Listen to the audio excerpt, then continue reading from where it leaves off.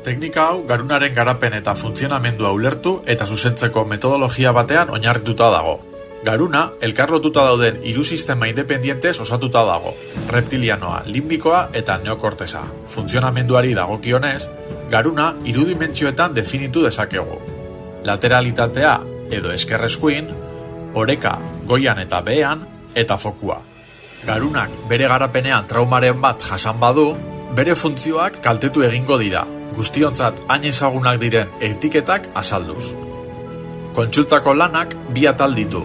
Kamilan, gure esentziei esker, beharrezko diren testajeak eta zuzenketak egingo ditugu, eta jarraian, garuneko konexio berriak sortzeko beharrezko ariketak egingo ditugu. Teknika honi esker, eskolako zaitasunak zuzendu eta umeei emozioak kudeatzen lagunduko diegu. Ikasteko beharrezkoak diren konfidantza eta segurtasuna berreskuratuko dituzte, eta eskolara joatea abentura dibertigarri bat izango da.